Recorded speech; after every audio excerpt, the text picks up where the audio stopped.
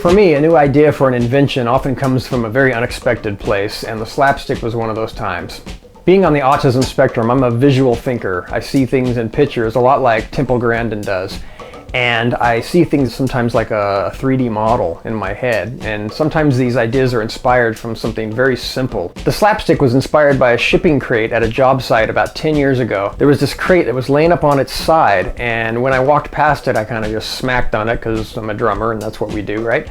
And I noticed that it made a tone when I hit it, like a low bass note, and I thought that was very bizarre, and of course I had to investigate it further. And I started tapping around on this crate some more, and what it was this metal banding that was tightly wound around the crate.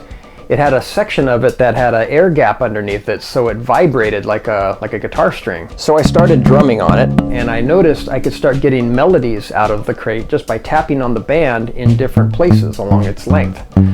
And my mind just went, well, maybe I can make a musical instrument out of this, like some kind of tuned percussion instrument using this metal strapping that is everywhere in the industrial world. My brain kind of just went off on it, and a couple hours later I had a blueprint in my head for what turned out to be the prototype for the SlapStick. So I started going through the scrap bin, looking at different sizes of tubes, and I found a square tube that looked about perfect for what I had in mind. Over the next couple days, I put together the prototype. The first thing I noticed was how easy it was to play. The only thing about it is that it was really quiet because it didn't have the surface area of the wooden crate, so it had no way of really making noise acoustically. And then it occurred to me, my God, what if I put a pickup in this thing? Like a guitar pickup. So I did just that. I glued a guitar pickup inside the tube, plugged it into the amplifier, and then when I hit it for the first time, all I could think of was patent attorney. So I called a local guy here in town, and he suggested to save time and money that I do my own patent drawings while he worked out the legal side of the patent.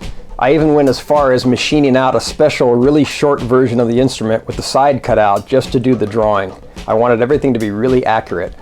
I still have this on my desk, and it even works when you plug it into an amp. So several months and several $1,000s later, I was awarded the patent. It was one of my proudest moments.